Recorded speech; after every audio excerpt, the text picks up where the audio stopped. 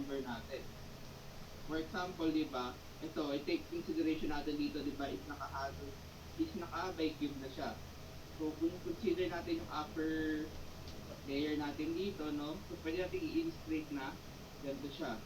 So, yung mga members natin, so pag nag-apply kasi tayo ng shear force dito, isa nangyayari is nagkakaroon tayo ng movement, nagiging staggered siya.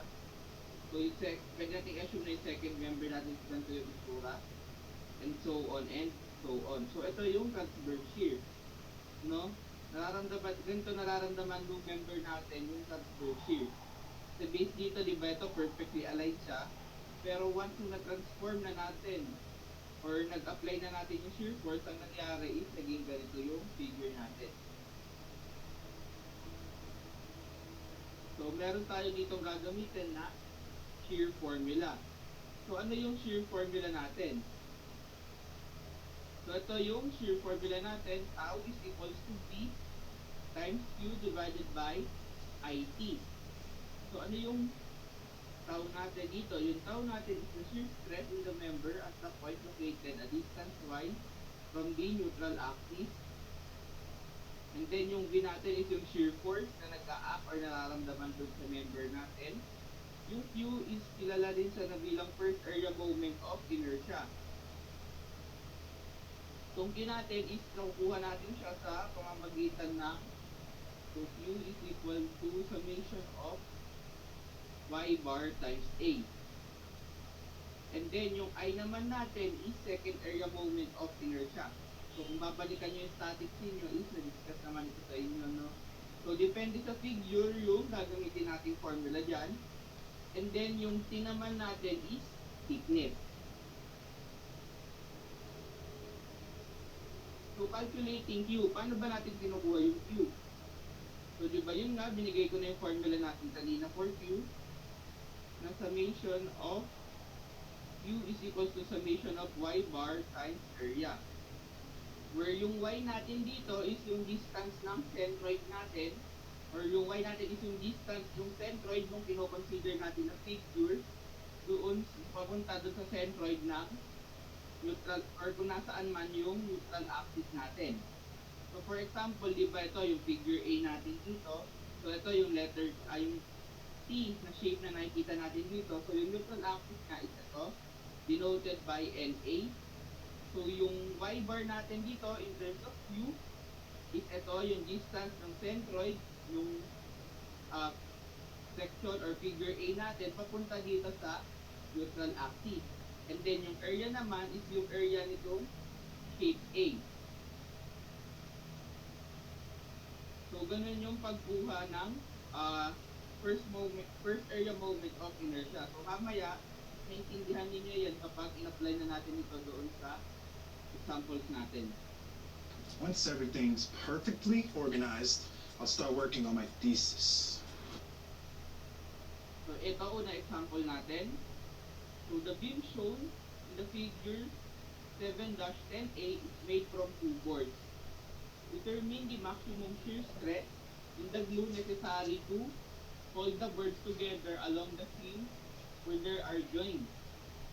So, first step natin dito, syempre, given and required. So, hindi natin nag-lista na natin yung given, and then, free body diagram tayo. So, drawing the free body diagram, so, meron tayo ditong roller and pin support. So, alam naman natin na kapag roller ay isa lang yung reaction natin. So, labelan na lang natin dito na A. And then, ito yung B natin. So, 6 roller to. So, isa lang yung reaction natin dyan. Tawagin natin itong RA. And then, since pin support yung nasa section B natin, so, dalawa ito. RBY. And then, yung isa dito is RBX. Meron tayo dito uniformly distributed load. So, ito given natin 4 meters. So, kung meron tayo uniformly distributed load, kailangan natin itong i-transform into concentrated load. So, transforming into concentrated load, kunin lang natin yung area nitong figure. So, 6.5 times 4 is equal to 26 kN. And nag-a-act ito doon sa centroid niya. So, ibig sabihin, nag-act siya, no? Dito sa 2 meters bago tayo mapunta sa point B and 6 meters naman kung mula sa point A. So, ito is 2 meters and then ito is 2 meters. So, dito nag-act yung 26 kilonewtons. So, next naman, syempre meron tayong free body diagram. Kunin na natin yung mga reaction forces natin. So, first natin kukunin is reaction along X. Summation forces along X equals to 0. Wala naman tayo ibang force along X na nag-act dito. So, pwede natin sabihin na dx is equals to 0. So, ngayon, pwede tayo mag-summation of forces along Y. Pero since 2 unknowns tayo, kailangan nating mag-moment para makuha tayo muna ng isang value. So, summation of moment at A, clockwise positive tayo, as stated doon sa first meeting natin. So, kapag nag-moment tayo sa A, so nag-rotate tayo dito, so 26, so same direction, so positive ito. So, 26 times 6. And then, yung RBY natin is same opposite direction. So, ang ano natin dito is negative. So, minus 8 by. Solving for by tayo, makukuha natin is 19.5 kilonewton.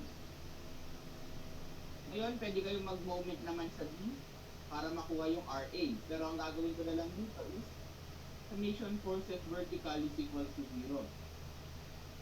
So, summation forces vertical or summation forces along Y equal to 0. So, lagyan natin RA minus 26 plus RBY is equals to 0. So, RA minus 26 plus 19.5 is equals to 0. So, yung RA natin, so, RBY natin, no, so, RA natin is equal to 6.5 kilonewtons. So, ngayon, pwede natin silang ilagay muna dito sa figure natin. Dito is 6.5. And dito is 19.5. Next naman is kunin natin yung maximum shear. Kasi diba sabi dito, determine the maximum shear stress in the glue necessary. So, kunin natin yung shear force na nararamdaman, yung maximum shear force na nararamdaman dito sa beam natin. So, paano natin makukuha yon? So, pwede tayong gumamit ng graphing method. So, assume natin, so mag-graph tayo, no? So, sabihin natin, ito yung 4, ito yung 8. So, una nating step na gagawin dito is yung mga applied forces. So, dito, nagsimula tayo, meron tayong RA. Ang RA natin is 6.5. And then, nagdire-diretso siya hanggang makarating tayo dito sa 4. And pagdating sa 4 natin is nag-apply tayo ng 26 kilonewton.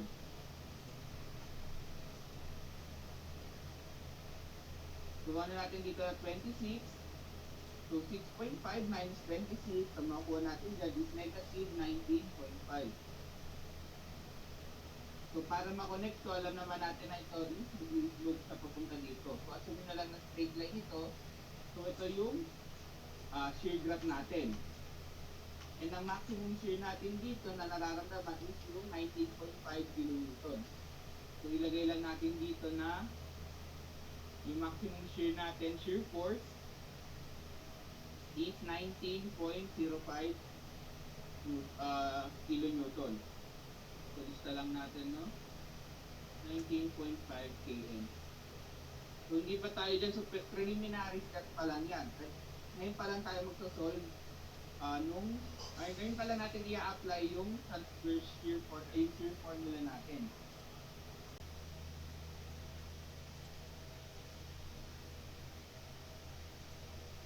So, yung first step natin dito, hanapin muna natin yung neutral axis. And alam naman natin, ang neutral axis is nag-a-act sa centroid. So, ito yung figure natin. So, kung ako, nilabelan ko na lang muna to na, so, ito, di ba sa illustration, ito yung NA, so, ayun yung Y bar. So, kailangan natin yan. So, ito yung upper portion, sabi na lang natin, ito yung figure 1 ko. And then, yung lower portion ko is yung figure 2. kukunin natin yung centroid. So, meron tayong dalawang figure. Ito yung centroid ng bawat figure natin. Meron tayo dito area, and then yung YA natin. So, yung first figure natin, meron tayong Y na 30. So, yung centroid natin, center ng rectangle, nakagitna lang sa 30 divided by 2, so 15. Kaya lang, ito yung reference axis natin, yung x-axis natin dito sa baba. So, kung yan yung reference axis natin sa baba, so para makuha yung centroid na is, yung height dito, 150 plus 15 is 155. For figure 2 naman, yung y natin meron tayong 150, so nag-aak lang ito sa gitna. So 150 divided by 2 is 75. Yung area natin is 150 times 30. Meron tayo ditong 4,500. And ganun din naman dito sa baba, 30 times 150, 4,500. And then yung YA natin dito, dun sa table, so pag-multiply nyo lang itong components natin dito. So 4,500 times 165.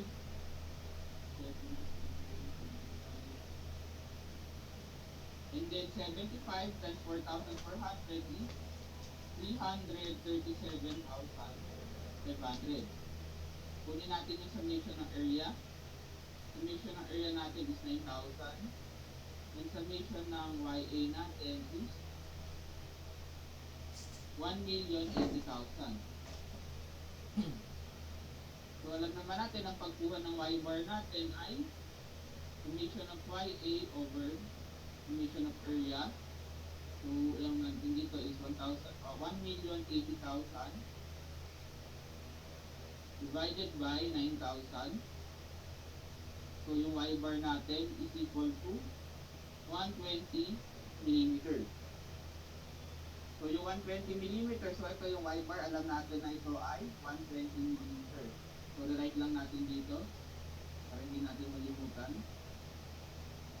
Ayan, ano yung iba natin kailangan? Kasi alam naman natin, ang formula natin, di ba, is tau is equals to VQ over IT. So nakuha na natin yung V. So kailangan natin, meron din tayong given na T. So ang kailangan natin hanapin is yung I and then yung Q. Unahin na natin yung I. So dito yung polar, yung second area moment of inertia natin is makukuha natin ito gamit yung parallel axis theorem.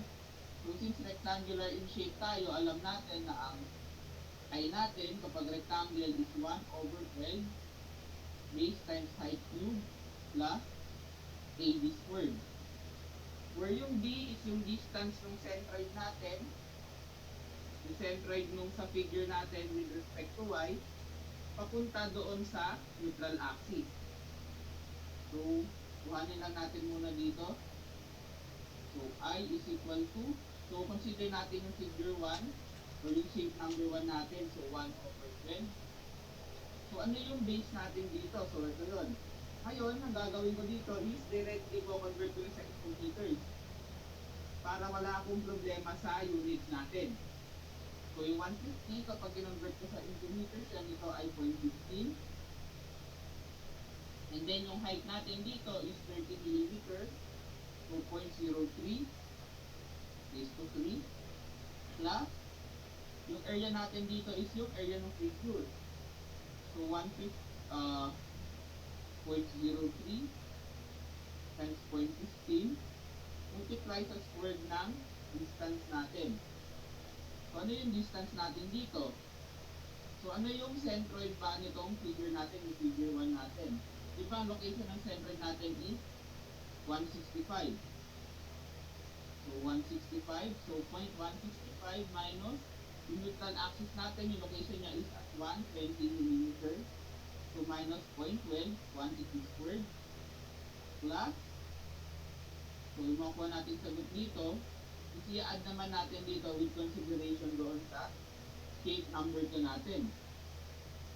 So plus 1 over 12 times yung area. So 30 millimeter by 150 millimeter yung height natin. So 0.03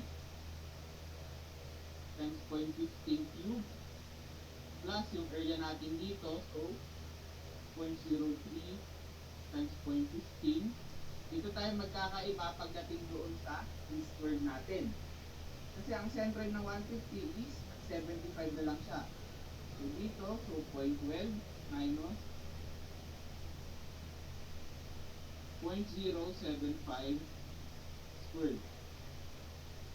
So solving this using your calculator, ang makukuha nating value dito is 2.7 times 10 raised to negative 5 meters to the 4th power. So ngayon nasolve na natin yung I, no? I-rewrite ko lang din siya dito para at least alam natin yung mga values na nakuha natin. So I is equals to 2.7 times 10 raised to negative 5 meters. And then erase lang natin itong iba. Hindi na natin kailangan. Okay, so next naman is kukunin natin yung U or yung first area moment of inertia natin. Solving for Q, alam naman natin na ito yung magiging reference point natin. Ito yung dot dito. Bakit? Kasi dyan natin i-apply yung U. So consider natin dito is yung area ng figure 1 natin.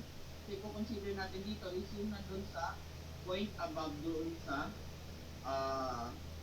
point of attachment. So ngayon meron na tayong I, so pwede na tayong mag-solve naman for U. Or yung Q natin is yung first area moment of inertia. So sabi kanina, di ba, ang Q natin is summation of y bar times A, where yung y bar natin is yung distance nitong yung distance ng figure natin mula sa centroid dito papunta sa neutral axis. So ano ba yung centroid natin dito? So kanina kung matatandaan ninyo sa table natin, yung position ng centroid natin for part 1 is 165 mm, so 0.165. Eh, para makuha yung distance natin papunta doon, or para makuha natin yung distance niya with respect doon sa neutral axis is subtract natin ito dito. So minus 0.12 times area. So yung area natin dito is 0.03 meters times 0.15 meters.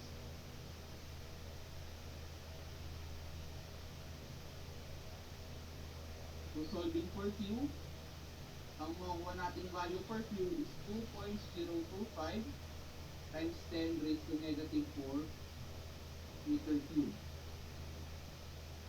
Ngayon meron na tayong Q, meron na tayong I, meron din naman tayong thickness. Pwede na yung given natin, pwede na natin i-apply yung formula natin for max shear stress.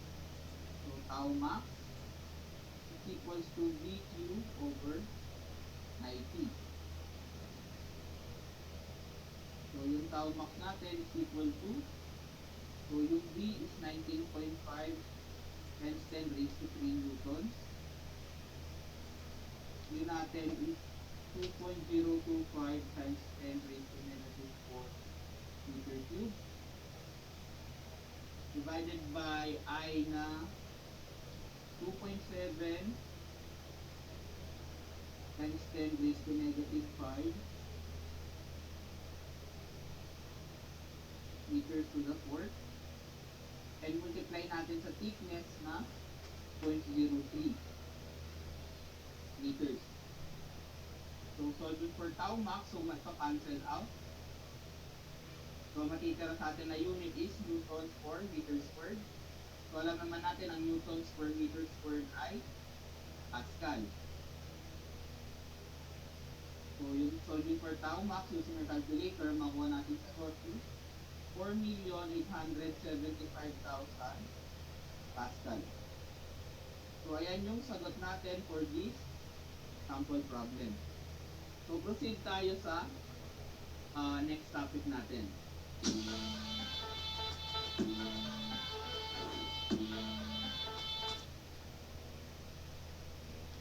Next topic naman natin is yung shear flow in build-up members. sabi dito, occasionally, in engineering practice, members are built up from several composite parts. In order needed to keep the component parts from sliding relative to one another. In order to design these fasteners or determine their spacing, it is necessary to know the shear force that they might receive. This loading, when measured as a force per unit of length of beam, is referred to as shear flow or denoted dito by small letter q. So, ang formula naman natin for Q or for shear flow is Q is equals to BQ over I. So, nawala lang yung thickness natin dito. So, ano yung magiging unit natin dito? So, pag nag-apply ka ng dimensional analysis, so yung Q natin, ang unit natin ng P is Newton. Ang unit natin ng Q is meter cube. And yung I natin is meter to the fourth. So, applying dimensional analysis, ang matitira sa atin dito is Newton per meter. So, di ba kung balikan natin yung previous slide, di ba sabi dito is shear force per unit length of the beam. So, force per length per unit length. So, ang unit na natin dito is tama naman kapag in-refer natin dito sa formula. So, ito is yung ginawa natin, ang unit natin is Newton per meter. Para naman sa fastener spacing, sabi dito, when segments of a beams are connected by fasteners, such as nail or bolts, your spacing S along the beam can be determined from using yung formula na to. So, yung F is equal to Q times S, where yung S yung spacing natin and yung unit natin doon is in meters palagi. So, para mas maintindihan ninyo, is-apply natin sa sample problem. So, sabi dito, the beam is constructed from 3 boards glued together as shown in the figure. If it is subjected to a shear force of 850 kN, determine the shear flow at B and B prime that must be resisted by the glue. Where yung B and B prime natin is nakadenote naman dito sa figure natin. Na yun yung point of attachment natin from yung upper board natin papunta dito sa supports natin na dalawa. So ngayon, no, first step natin dito is drawing yung free body diagram. Once nagawa nyo na yung free body diagram, kailangan natin hanapin yung neutral axis. So kagaya ng example kanina, ang gagawin natin dito is kunin natin yung centroid. So sabihin natin na ito yung figure 1 natin, figure 2, and figure 3. So gawa lang tayo ng table dito.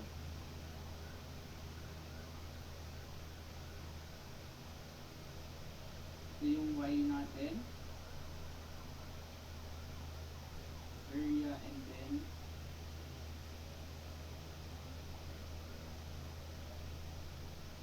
Y times 2.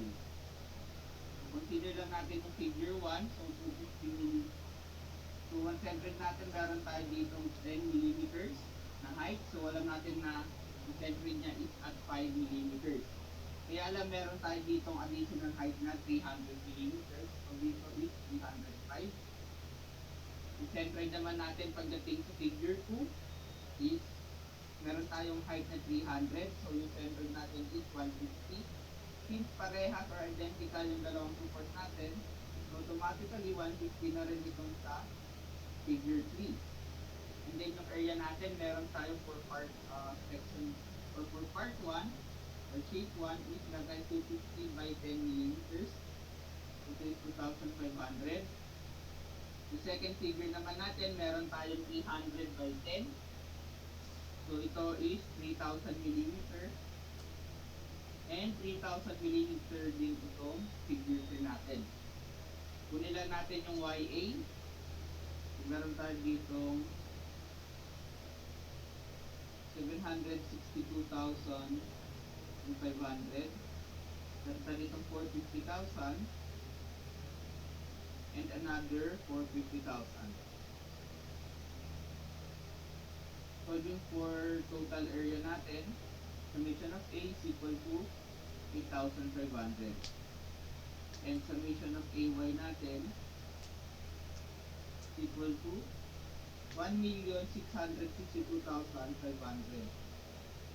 Solving for y bar is equals to summation of ay over a, summation of a, to 1,662,500 divided by 8,500. Makakuha tayo ng y bar na 133 over 150 meters, or kung in decimal is 0.1955 meters. So again, ang rounding off lang natin is sa dulo lang. So gamitin nyo yung stored value function ng calculator nyo. And then i-list down na rin muna natin sila dito para hindi natin malimutan makuha natin value. And erase ko lang muna itong mga naunang naisulat. Okay, so next step natin is solve na hanapin natin yung I. So paano natin mahanap yung I? So alam natin ito is rectangular siya in shape. So ang gagamitin natin formula dito is I is equals to 1 over 12 BH cubed plus AB squared. So alam naman natin, so I is equal to 1 over 12. So unahin natin ko yung figure 1 natin. So yung figure 1 natin is, base natin is 250 millimeters. So converting into meters, ito is 0.25. And then yung height natin is 10 millimeters, so 0.01 raised to 3, plus yung area natin dito is 0.01 times 250 plus AD squared. So kunin naman natin yung distance natin with regards or with respect doon sa neutral axis. So alam naman natin yung center nito is at 0.305 millimeters or at 0.305 meters based na sa table natin kanina minus doon sa nakuha nating position ng neutral axis natin, which is at 0.1955 meters. Ito is quantity squared and then plus. So since identical itong dalawang support natin, pwede na lang natin itong gawing i-multiply sa 2 yung makukuha natin. Instead na maging 3 parts itong solution natin. Kung bale ito is magiging yung nakuha natin value dito plus quantity 2 times 1 over 12.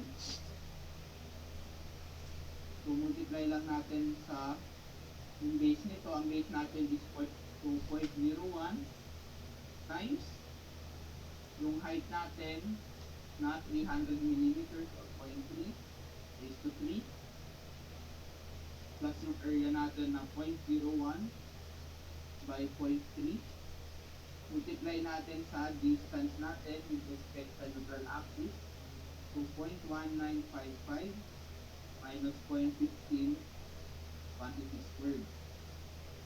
So solving for y using our calculator, ang makukuha natin value is 8.74 times 10 raised to negative 5 liters to the 4th power. So rewrite lang natin to dito before tayo mag-set.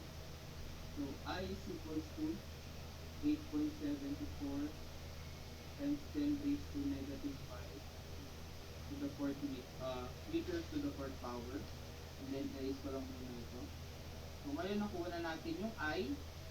So next step is kunin natin yung Q. So since identical naman itong shape natin, no,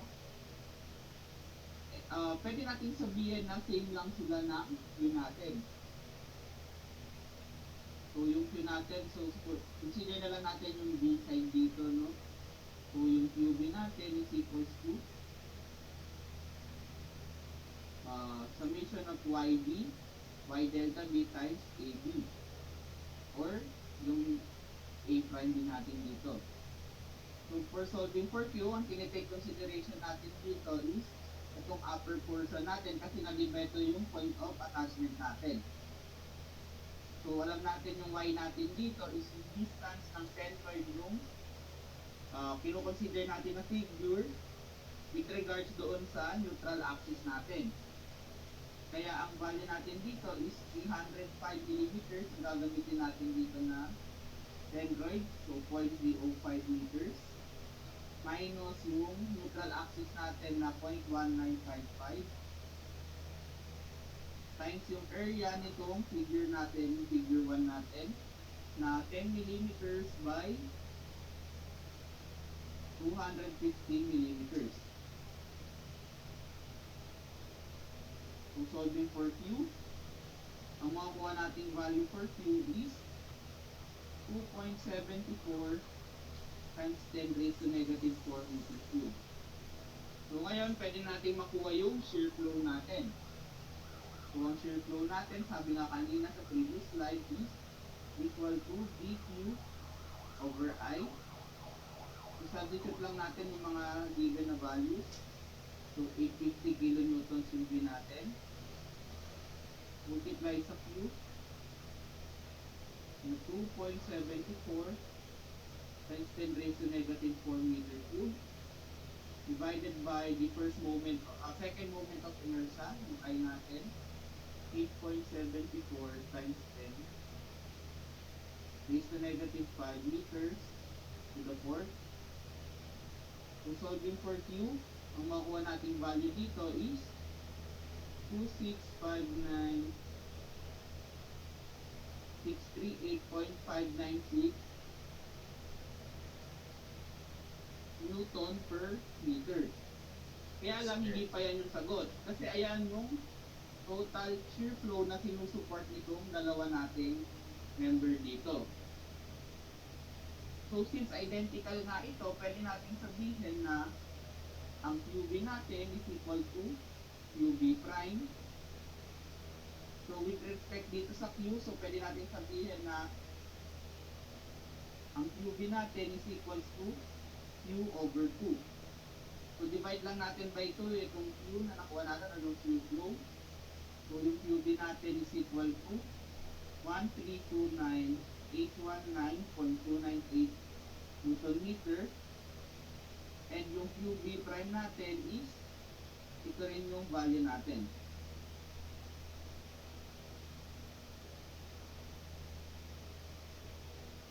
So ito yung sagot dito sa sample problem number 2 natin.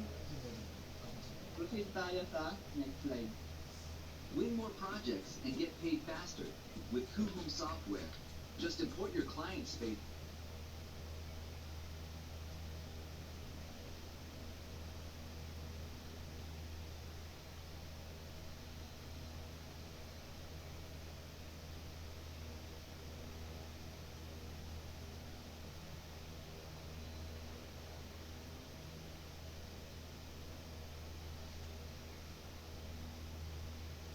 Shear. Okay, so yung first part natin din ay first step na gagawin natin, syempre is drawing yung free body diagram. And then next step naman is hanapin natin yung neutral axis. So yung neutral axis, so dito meron tayong dito, titingnan natin yung figure natin is symmetrical yung shape natin. So kung symmetrical ito, pwede natin sabihin na ito is nasa gitna lang noong overall na height natin. So yung overall height natin dito is meron tayong 10 mm sa taas, 10 mm sa baba, and then 80 mm. So a total of 100 mm. And then yung neutral axis natin, pwede natin sabihin na yung y bar natin is at 15 mm. So ngayon nakuha na natin yung neutral axis. So pwede na natin kunin yung I or yung second moment area of inertia. So dito ibang step din yung ibang approach din yung ipapakita ko sa inyo. I-consider ko muna ito. First part natin is isang buong bloke ito na solid yung beam natin na merong dimensions na 75 mm by 100 mm. And then isusubtract ko lang itong dalawang parts natin dito. So pwede nyo rin i-check sa side ninyo na kapag ang naging approach naman is yung katulad ng approach natin sa previous example. Same lang dapat yung magiging sagot dito. So yung I natin dito is equal to 1 over 12. So times 0.075 times height natin na 0.1 raised to 3 minus, so yung ano natin dito, yung susubtract natin, so meron tayo dito na, so yung susubtract natin, meron tayo ditong given na 25 millimeters, so 75 minus 25, so meron tayong 50 divided by 2, so 25 millimeters yung base natin dito, kaya lang, since dalawa yan, so magkakaroon tayo dito ng multiplier na 2 times 1 over 12 times 0.025 times yung height natin na 80 millimeters lang. So 80, convert natin yan into meters is 0.08 cube. So solving for I, ang makuha natin value dito is 4.1167 times 10 raised to negative 6 meter to the 4th power. So kung mapapansin nyo dito is hindi tayo gumamit ng parallel access theorem. So hindi tayo gagamit nun kapag yung figure natin is symmetrical. So, okay, next. Kunin naman natin yung Q natin for case 1. So for next step natin dito is consider muna natin yung case 1. So for case 1, kunin natin yung Q and then pwede na natin hanapin yung U nito. So alam naman natin na ang Q natin is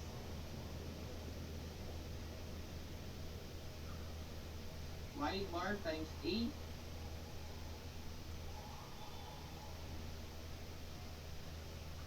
so yung Y bar natin, no, so yung simultan axis na natin, sabi natin kanina is at 50 mm. So kunin natin, consider natin itong upper portion na lang. So ito yung magiging point natin dito ng attachment. So yung centroid dito ng upper portion natin is 95. So ano natin dito is 95 millimeters. Kapag kinonvert natin into meter is 0.095 minus yung neutral axis natin na 50 millimeters or 0.05. Multiply natin sa area. Yung area natin dito is 10 millimeters by 75 millimeters. So 0.01 times 0.075. So yung Q natin is 3.37 times 10 raised to negative 5 meter cube. So apply lang natin yung formula natin for shear flow. So Q is equal to dq over I. So kanina, yung formula natin for spacing, so yung F natin is equal to U times S. So solving for Q, yung shear flow natin is equals to F over S. Where yung force is yung shear strength na meron yung nails natin or yung fasteners na gagamitin natin. So, i-equate lang natin itong dalawang equation natin ng shear flow. So, bale magiging ano natin dito is F over S is equal to BQ times I, where yung F natin dito is given na 900 newtons. So, substitute lang natin dito. So, 900 divided by yung spacing natin, sabi dito is 250 millimeters. So, converting into meter, ito is 0.25 meters is equal to B times yung Q na nasolve natin na 3.37 times 10 raised to negative 5 meter cube divided by I na 4.1167 times 10 raised to negative 6 meter to the 4th. So, solving for unknown lang tayo. So, solving for B, ang makukuha natin value is 439.11 newtons. Ito yung for case 1. So, paano naman tayo pagdating sa case 2? Okay, so, ngayon na-solve na natin yung case 1, proceed tayo sa case 2. So, for case 2, syempre, una natin kukunin is yung Q. U is equals to y bar times A. So yung y bar natin again is 0.095 minus 0.05. So magiging pinagkaiba lang natin dito is yung area na i-consider natin. So yung area na i-consider natin dito is ito yung area nung sa part lang na ito. Kasi dyan naka-attach yun or yan yung point na naka-contact doon sa names natin. Or dyan natin nilalagay yung mga capacitors natin na dito sa example natin is name or pako. So yung area nito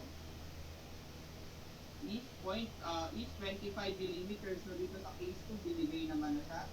So 25 millimeters, convert natin into meters, 2.025. And then yung thickness niya or yung height is 10 millimeters, so 0.01.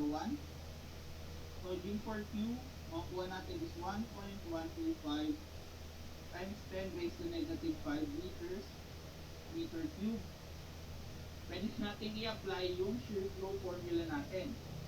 So yung shear flow formula natin is Q is equal to VQ over I, where yung Q natin is equate lang natin dito sa spacing formula natin. Which is, kanina nga is F over S.